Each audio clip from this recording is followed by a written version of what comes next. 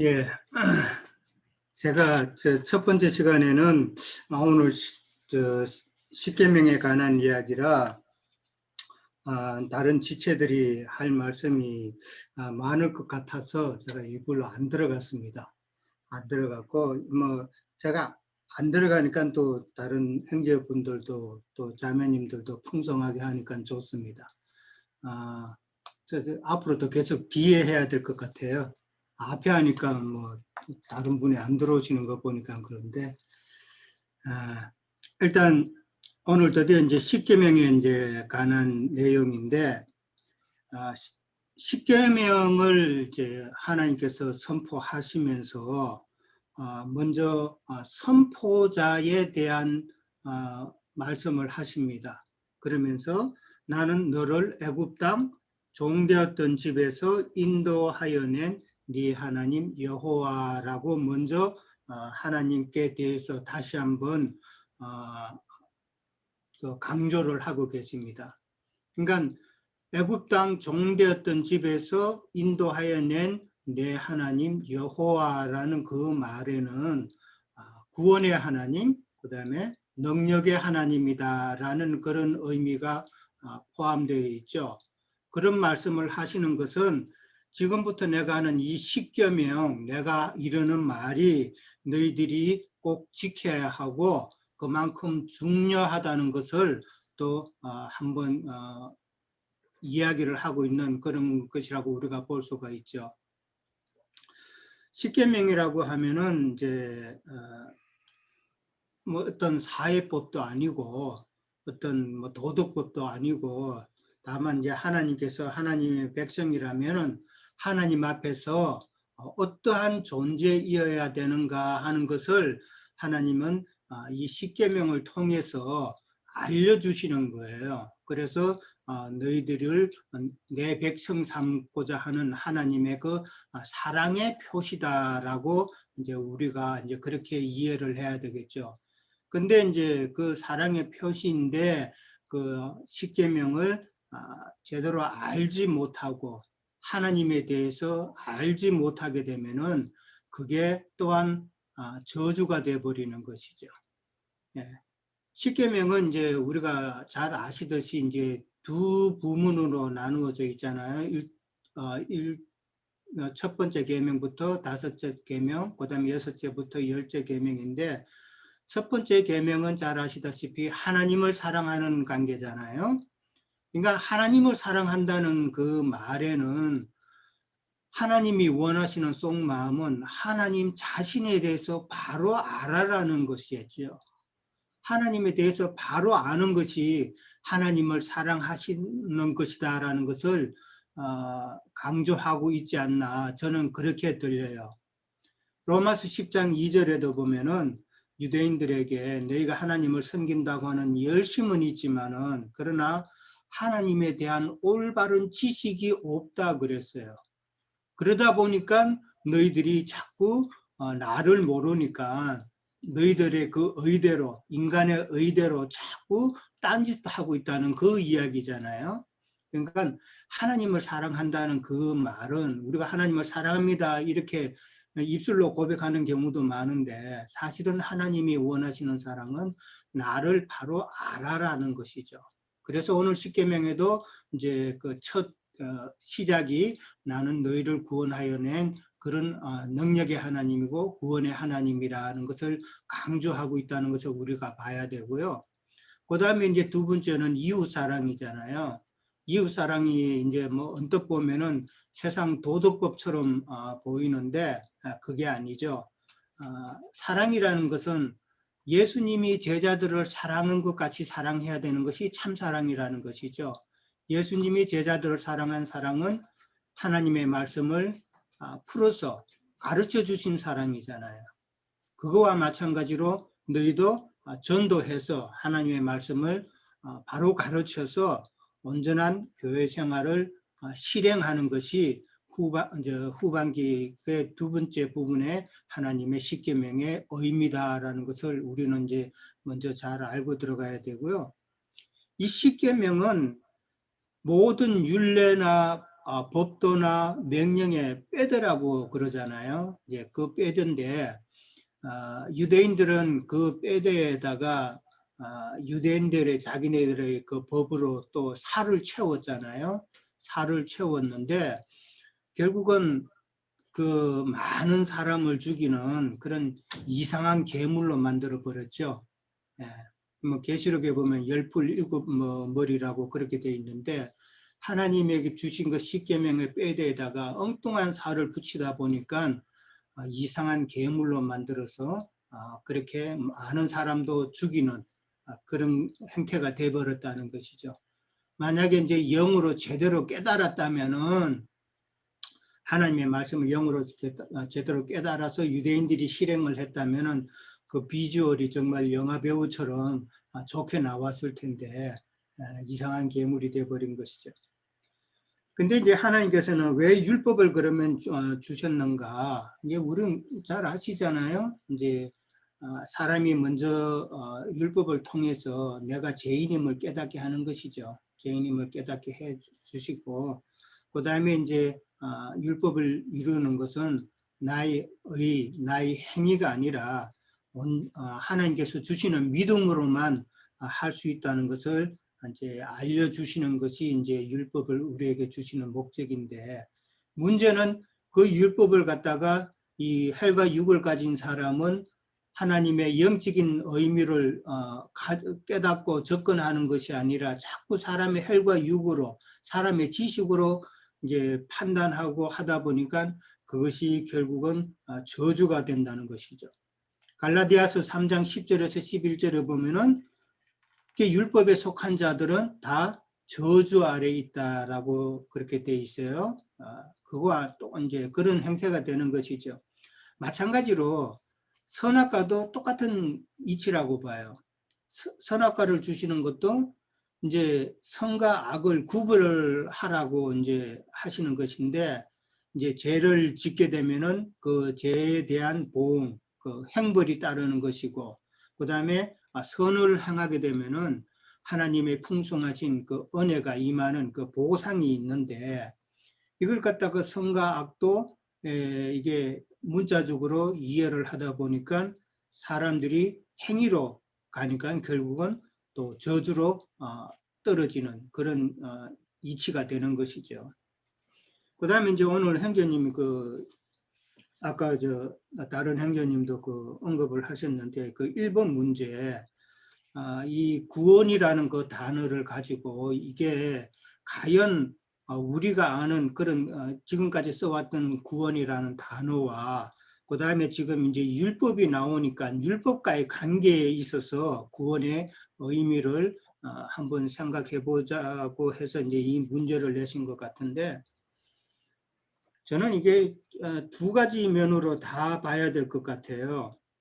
사실 최초의 법, 최초의 명령은 에덴 동산에서 하나님께서 아담에게 선악과를 따먹지 말라고 하는 그게 사실은 최초의 법이죠. 이제 율법이 나오는데 최초의 율법이에요, 그게.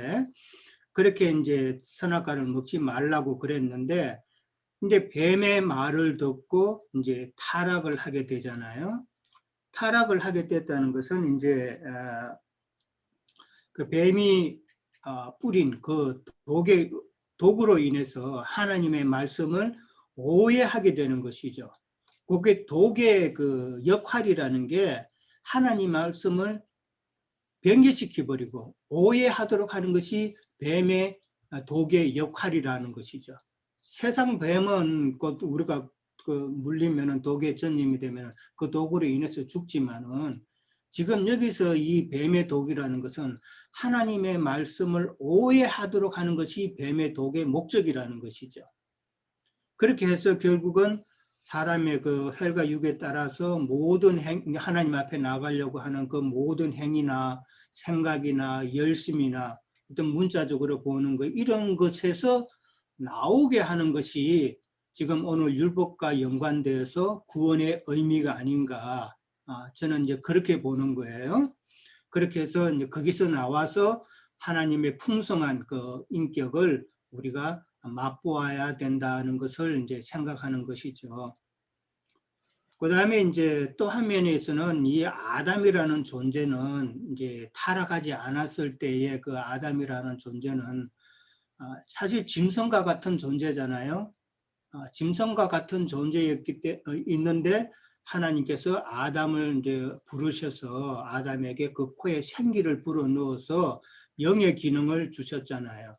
영의 기능을 주셨지만은 아담에게 있어서는 이전에 헬과 육의 상태였기 때문에 여전히 그 부분에 있어서는 구원이 필요한 존재다라고 저는 이제 보는 것이죠. 예. 여기까지만 이제 그렇게 이야기를 하고요. 그다음에 이제 창세전에 그리스도 예수를 예비하셨고 이제 하나님이 생각하시는 구원의 그 범위는 어디까지인가? 구원의 범위라는 것은 알파와 오메가 되신 우리 주님이신데 이제 구원의 시작도 예수님이시고 그다음에 구원의 마지막도 그 끝내는 것도 이제 예수님인데 우리가 잘 알듯이 교회 시대와 천년왕국 시대 아들의 나라잖아요.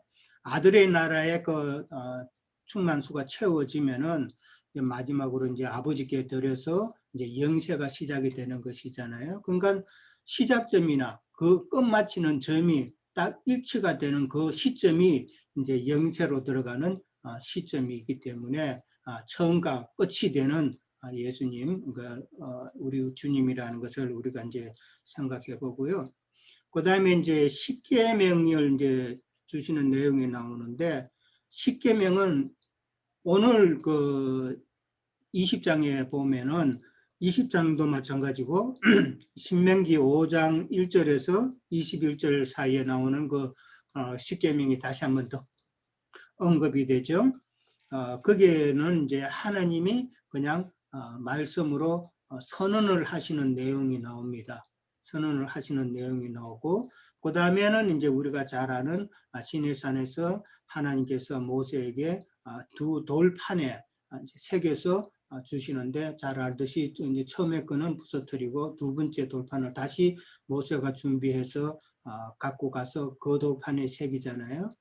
그 돌판은 이제 양심이죠. 우리의 사람의 양심에 하나님께서 그 십계명을 이제 새기는 건데 그 양심에 새긴다는 것은 영원한 언약이라는 그런 의미가 있는 것이죠.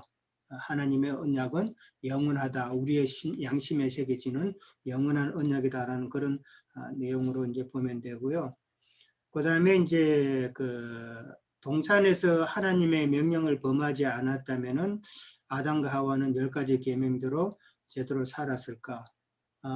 헬과 육의 상태로 여전히 뭐 있기 때문에 제가 보기에는 십계명을 그대로 지킬 수는 없는 그런 상태이지 않을까. 이제 아담과 하와도 그 면에 있어서는 구원이 필요한 존재다.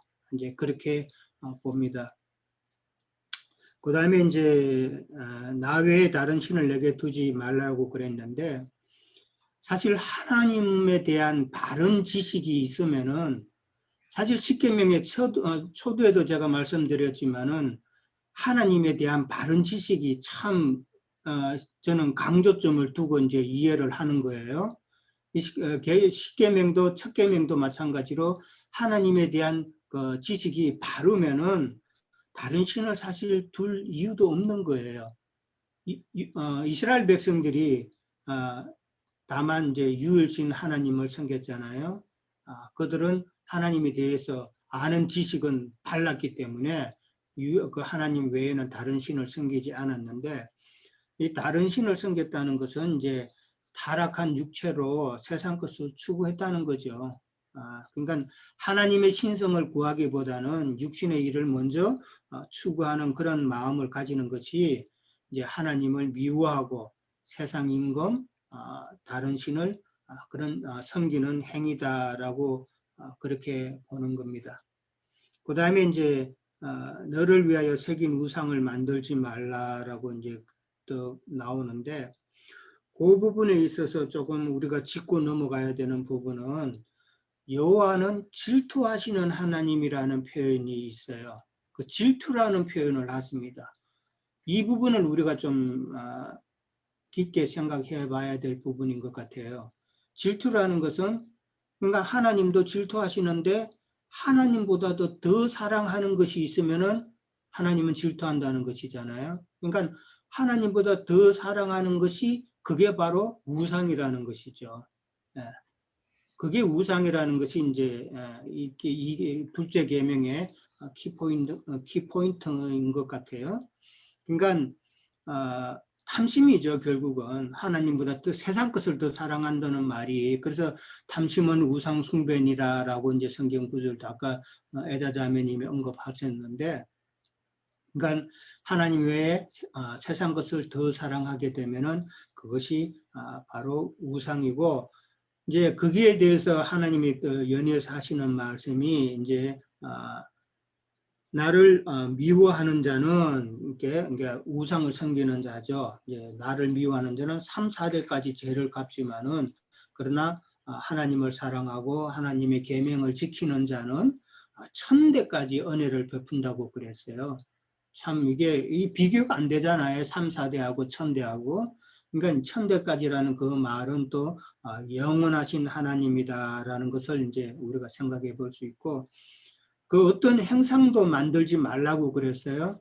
어떤 행상을 만든다는 건요, 우리 저도 어릴 때부터 십계명 주일학교 때 배우면은 행상하면서 어떤 스태츄, 불상 이런 거를 이제 다 생각하고 그런 거를 또 주일학교에서 가르치고 그랬잖아요.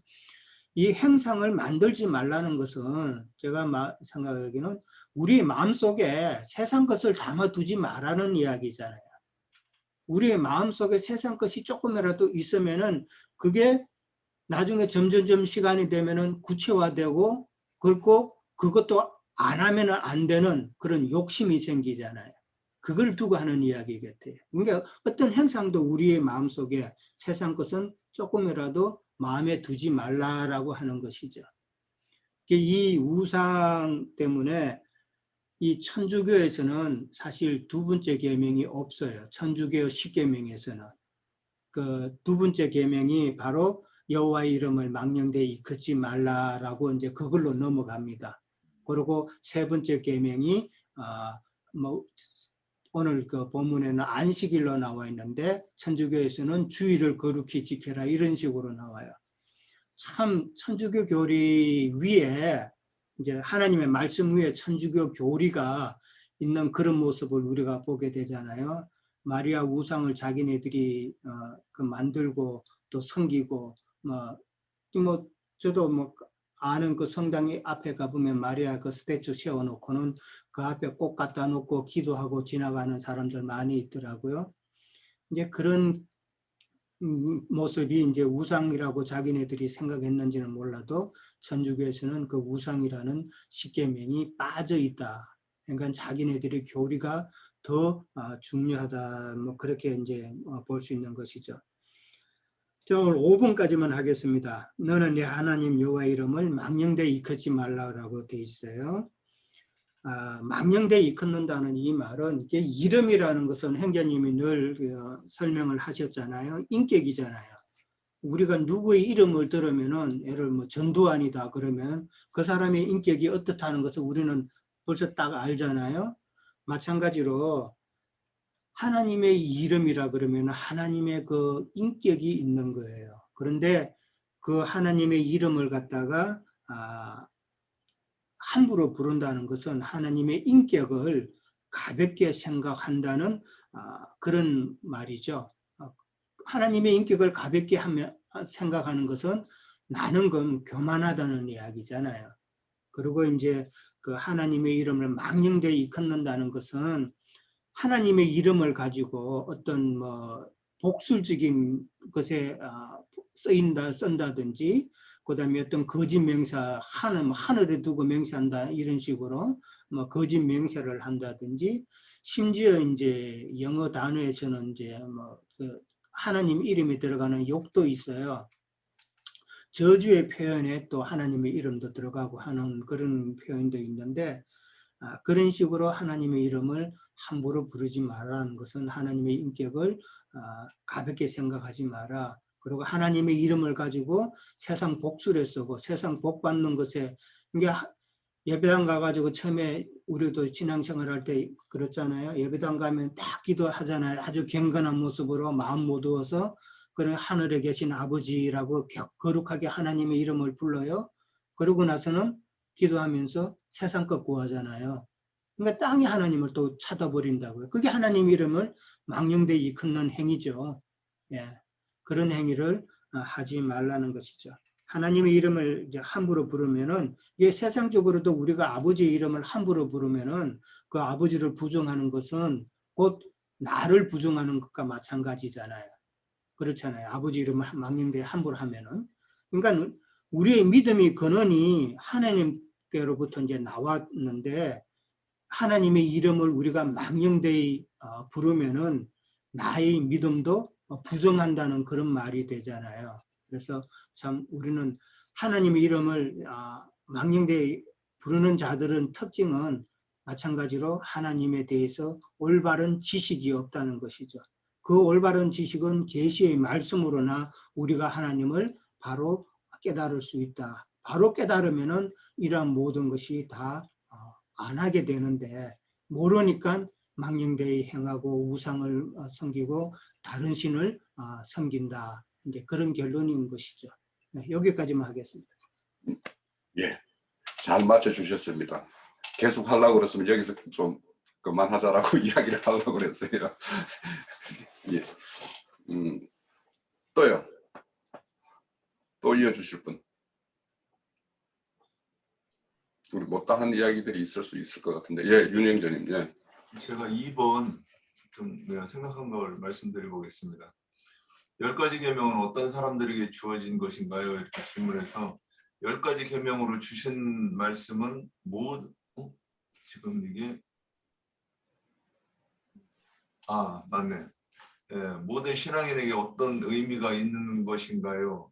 여기서 저는 이게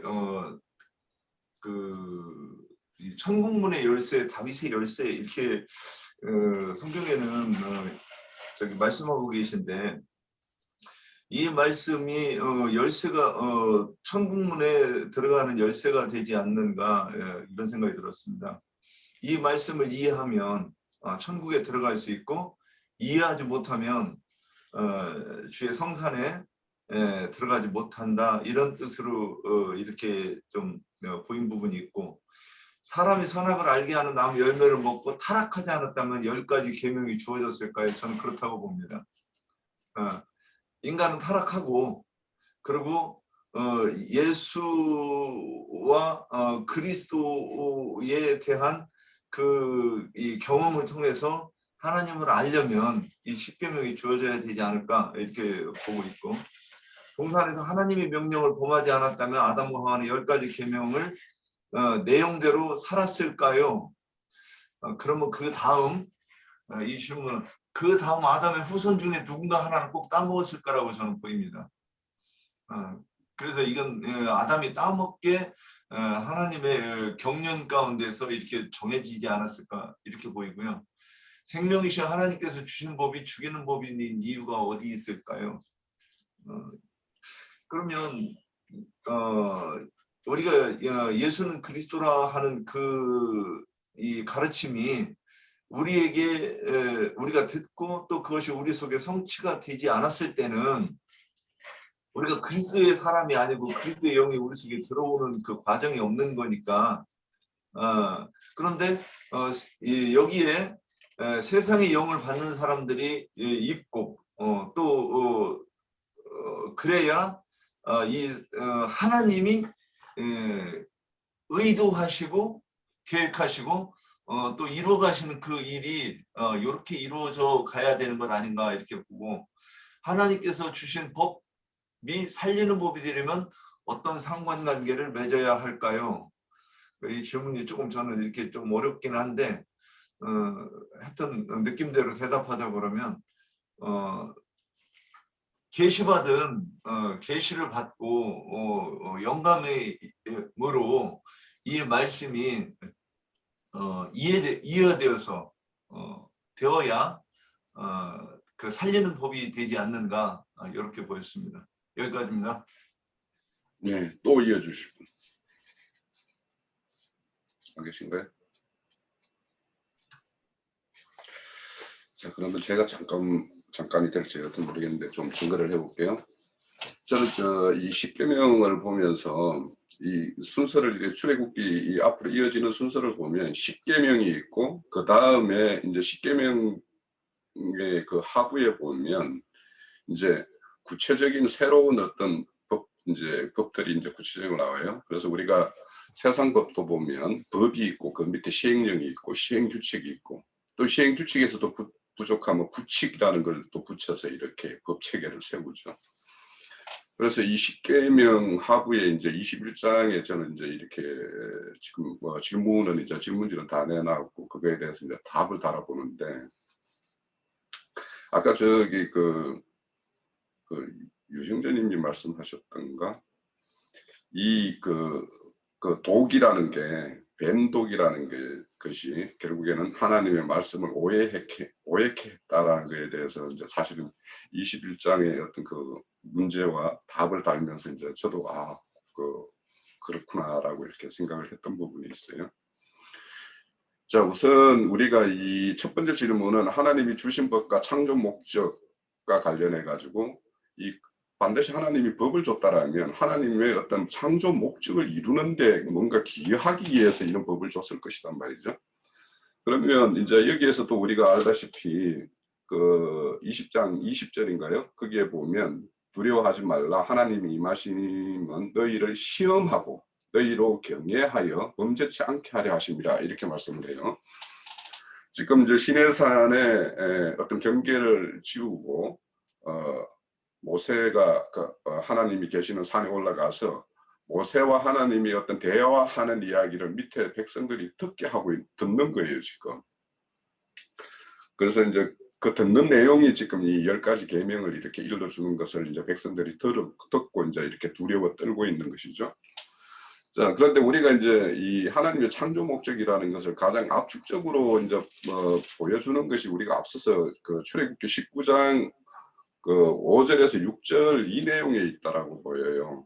여기 보면 제사장 나라와 거룩한 백성, 나의 소유된 거룩한 백성, 이것이 이제 하나님의 어떤 그런 제사장 나라, 하나님 나라, 거기에 속한 거룩한 백성 이런 것들을 지어내는 것이 이제 창조의 목적인데, 자, 이 모세의 십계명을 보면 10개 중에 8개가 하지 말라예요. 하지 말라. 그러니까 이 법을 우리가 볼 때 법이라는 것을 이렇게 규제하는 법이 있고요. 또 어떤 거를 이제 법은 크게 나누면 뭔가를 규제하는 법이 있고 뭔가를 촉진하는 법이 있어요. 뭔가를 이렇게 도모해서 더 잘하기 위해서 이렇게 촉진하는 법이 있고 뭔가가 이렇게 하면 뭔가를 이 공공의 이익을 훼손하거나 뭔가 이렇게 할 때 금하는 법이 있어요. 금하는 법은 그것이 법을 지킨다라는 것이 그 법의 정신의 모든 것을 달성하는 게 아니에요. 최소한이에요. 법이라는 것은 최소한의 경계를 짓는 거예요. 우리 교통법규 같은 경우는 우리의 교통의 안전을 위해서 최소한 우리가 이거 지키면 우리가 생명을 좀 보존받지 않겠느냐라고 하는 것이지, 그거 잘 한다라고 해서 우리가 막 잘 살고 뭐 부유하게 살고 이런 것을 말하는 게 아니잖아요. 그 교통법규라는 것이. 법이라는 것은 이런 거예요. 그래서 어떤 하지 마라 하는 거는 최소한 리미트예요. 리미트. 자, 그런데 이것을 주님이 이 땅에 오셔가지고는 하라라고 바꿨어요. 하는 거는 조금 할 수도 있고 하나를 할 수도 있고 열을 할 수도 있고 100을 할 수도 있어요. 그 하라고 하는 거는 많이 하면 많이 할수록 좋은 거예요. 그래서 이게 법이라는 것은 이렇게 다른 거예요. 그래서 율법이라는 것은 하나님의 어떤 나라의 최소한의 어떤 운영의 어떤 기본 틀이지, 이것이 이루어지면 모든 것이 만족된다라고 하는 것은 아닐 거예요.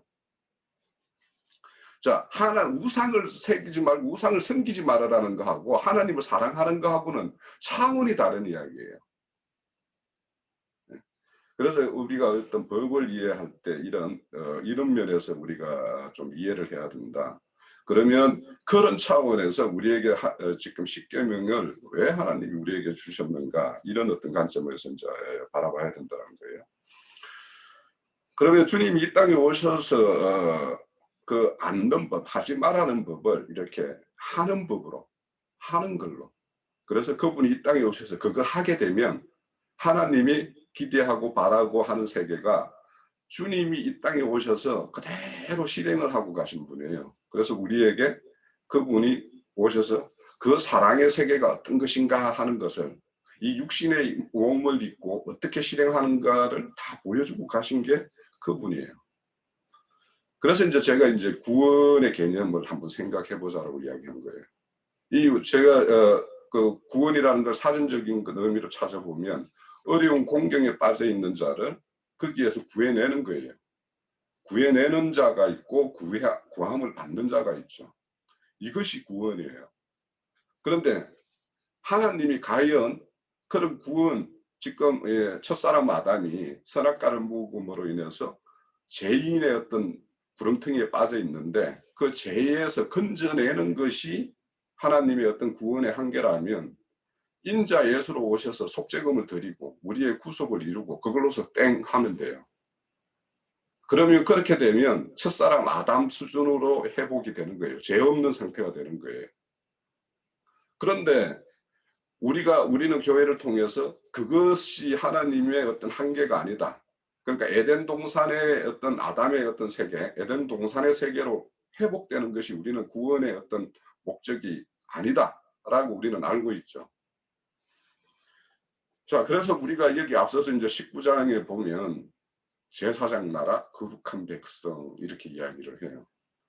첫사람 아담이 제사장 나라를 이루고 있으며 거룩한 백성이었는가라고 생각을 해보면 그 자가 거룩함을 이룬 것은 아니죠. 죄 없다고 해서 거룩한 것은 아니에요.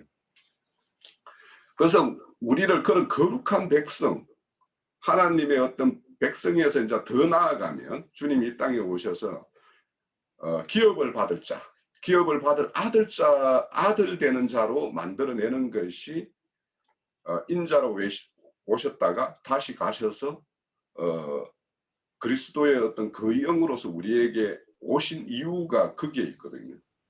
거룩한 백성을 만들기 위해서. 그럼 거룩한 백성은 단지 죄 없는 상태가 아니에요.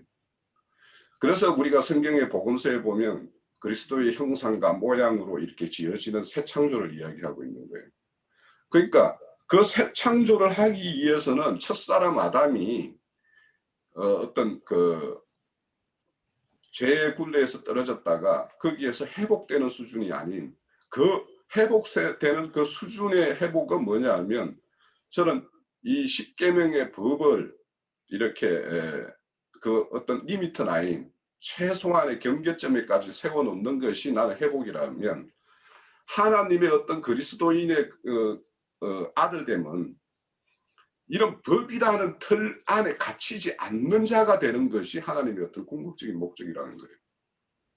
그래서 우리가 법이라는 것에 대해서 우리가 명확하게 한번 좀 생각을 해보자라는 것이고요. 그래서 우리가 하나님의 어떤 지은 어떤 목적을 이렇게 본다라면 에덴 동산에서의 어떤 그 아담이 하나님의 어떤 지은 목적을 다할 수 있는 존재라면 그게 뱀을 투입시킬 필요가 없어요. 그런데 뱀을 투입시켰어요. 그리고 거기에 두 나무를 지을 이유가 없어요. 그래도 두 나무를 지었어요. 그 아까 윤영재님 말씀대로 뱀을 통해서 그 열매 중에서 하나님이 검하신 그 열매를 먹게 하는 어떤 그 이런 것들이 이제 결국에는 먹게 한 것과 그 죄에서 끄집어내서 하나님이 목적하는 그런 존재로 지어갈 예수 그리스도를 창세전에 아담을 짓기 전에 이렇게 예비했다라는 것은 아담은 반드시 첫사람 아담은 반드시 이런 죄를 경험하고 죄에서 구원을 받아서 그분의 어떤 온전한 인도를 받아서 그분의 그 사람 속에 그리스도의 형상과 모양을 짓는 자까지 되는 것이 이제 이 구원의 범위라는 거예요. 제가 이해하는 거는요. 그래서 이제 지금 보면 에덴 동산의 그 생명가로 나가는 어떤 그것을 금하고 있어요. 그죠? 그룹을 세우고 화음금을 지어서 거기에 접근하는 것을 막고 있죠. 지금 하나님의 성산에 모세와 아론은 올라갔지만 하나님과의 얼굴을 마주 볼 수 있는 상황은 아니에요. 그래서 빽빽한 구름으로 가리고 모세도 하나님의 어떤 덕만 본다고 이렇게 이야기하죠. 그런데 이스라엘 백성들은 그 산 중턱 어디에 있는 그 경계선 그 밑에 이렇게 머무르고 있어요.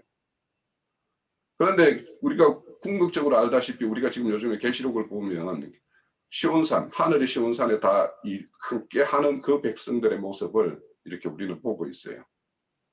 그리고 계시록 22장에 가면 두루마기를 빠는 자들은 생명나무 앞으로 나아가는 근세가 주어지는 이야기를 하고 있어요.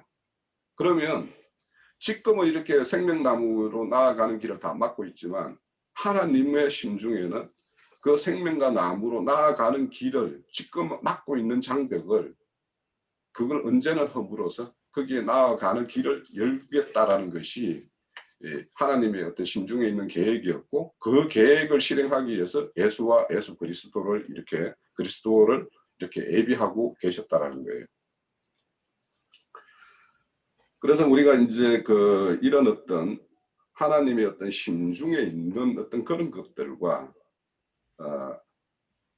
이 법을 잘 이렇게 매칭을 시켜봐야지 우리가 지금 앞으로 이제 십계명의 세부 항목들 하나하나를 이렇게 새겨볼 것인데 그런 차원에서 이 율법이라는 것, 우리는 이 율법을 이미 우리는 사도 바울을 통해서 율법이 우리에게 주어진 것은 많은 말씀을 이제 이해하고 듣고 있어요.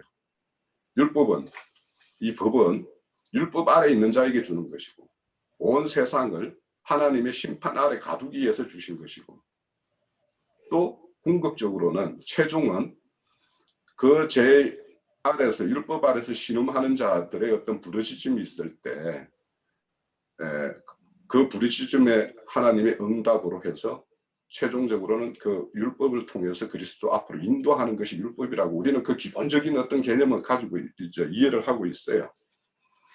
그런데 이제 그런 어떤 율법이라는 것이 우리가 명확하게 해야 될 거는 우리가 제가 넘어올 때 잠깐 언급을 했는데 마라의 어떤 마라의 썸물이 마주했을 때 이스라엘 백성들이 15장입니다. 출애굽기 15장에 보면 마라의 썸물을 이렇게 마주했을 때 그들이 이제 모세에게 불평을 하죠.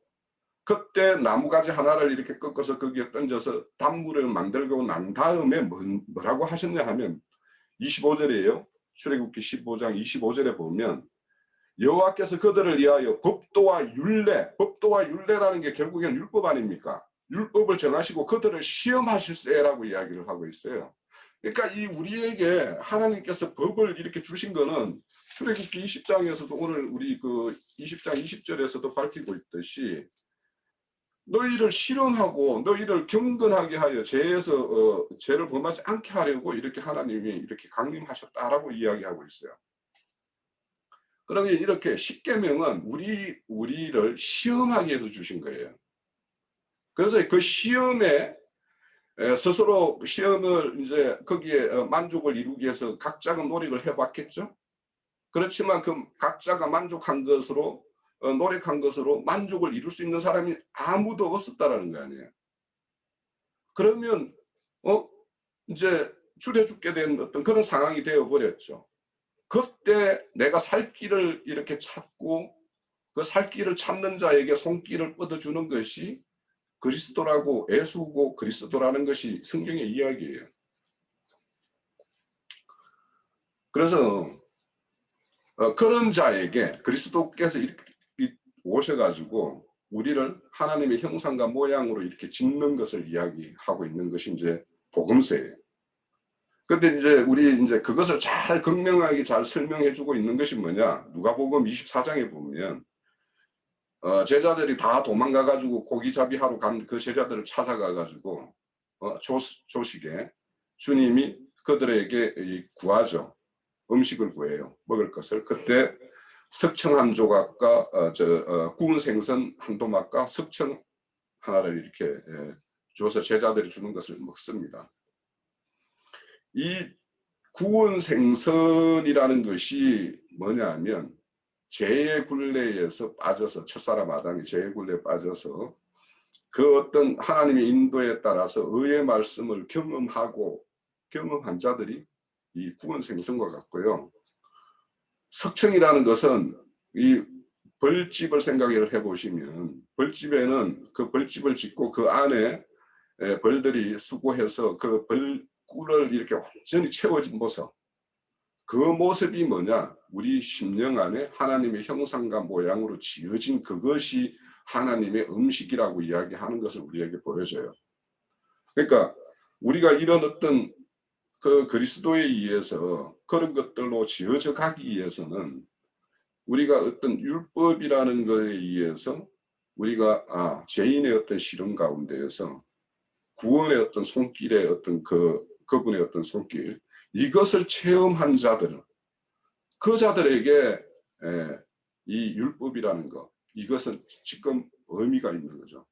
그래서 이스라엘의 어떤 그 율법이 주어졌지만 이스라엘이 오해했다. 그거는 아까 형제님께서 뱀독에 의해서 말씀을 이렇게 애곡되게 법은 하나님의 말씀이 주어지면 이게 지켜야 하는 법으로만 알고 있기 때문에, 그래서 지금 이 20장에 첫 번째 이렇게 10가지의 어떤 계명을 주는 것은 앞서 19장에서 다 준행하리라고 하니까 그래? 그러면 너가 정말 이거 지킬 수 있어? 하고 던져준 것이 이게 십계명이에요.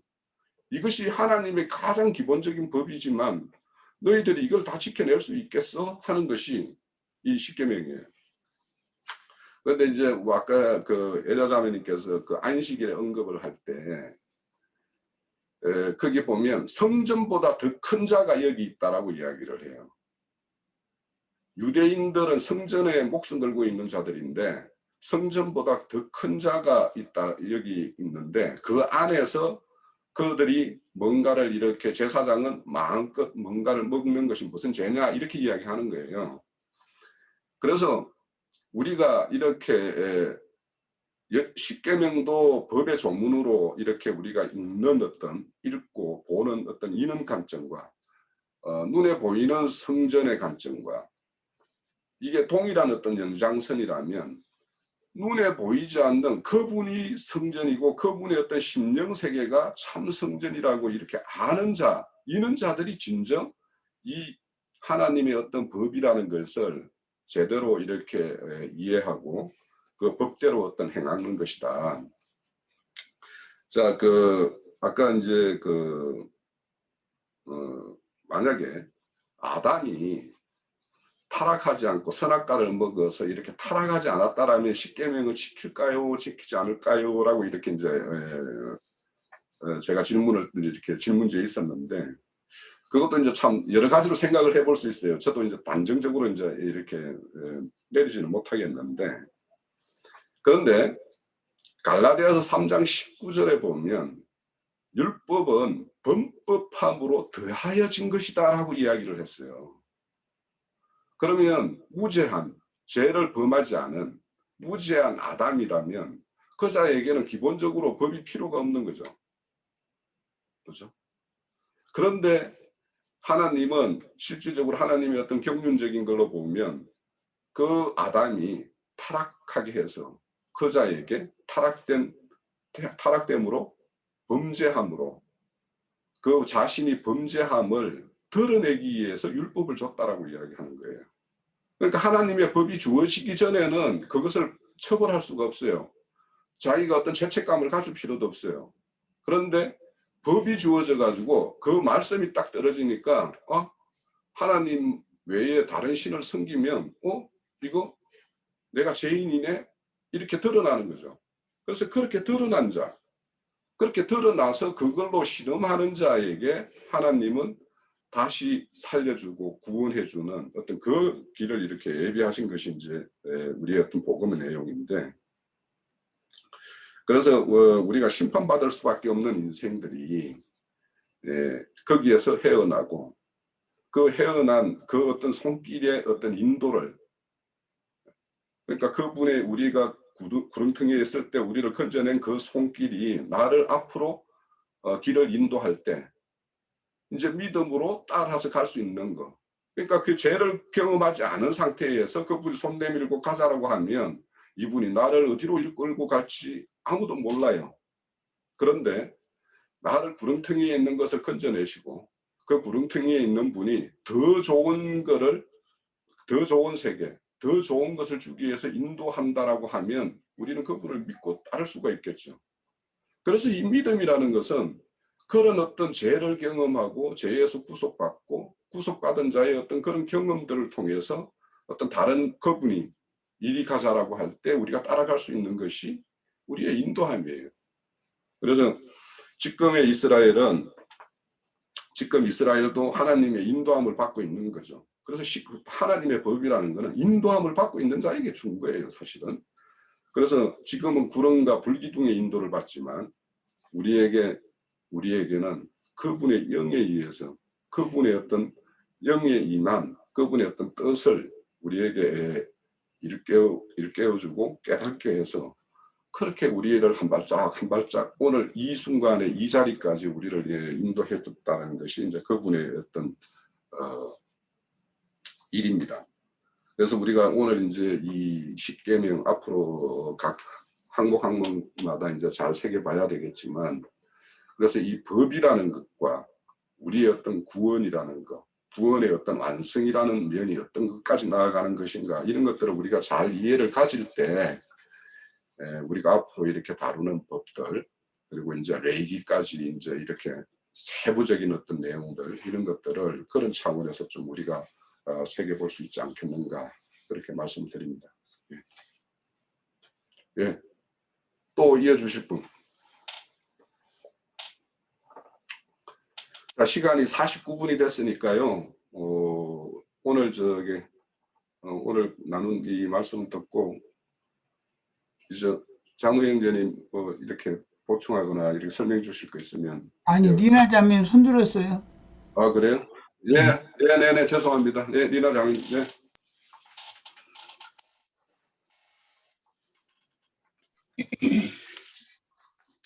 네, 저는 형제님이 그 질문지를 내신 거에 그 구원의 범위에서 보석과 같은 존재가 되어간다는 것은 하는 것에 대해서 좀 교통을 좀 하고 싶어서요.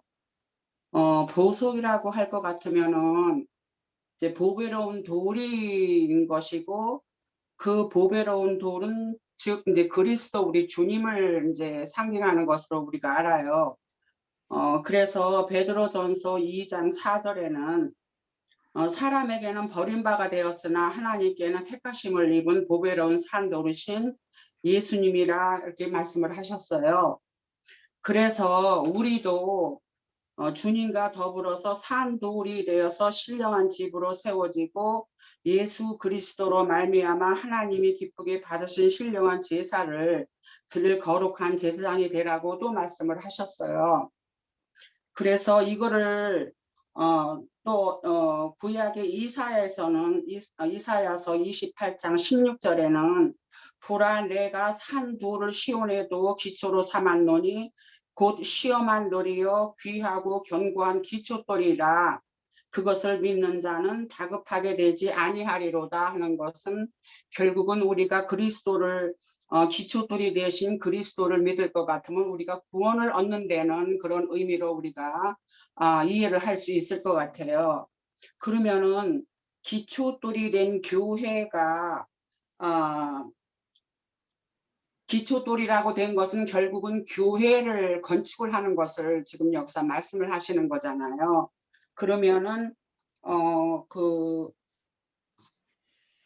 고린도전서 베드로 그러면은 고린도전서 그 12장에서 보면은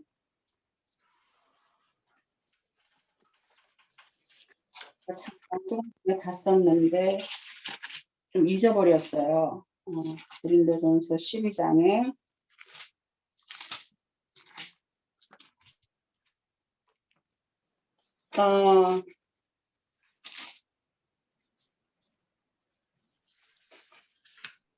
교회를 건축하는 데 있어서 또한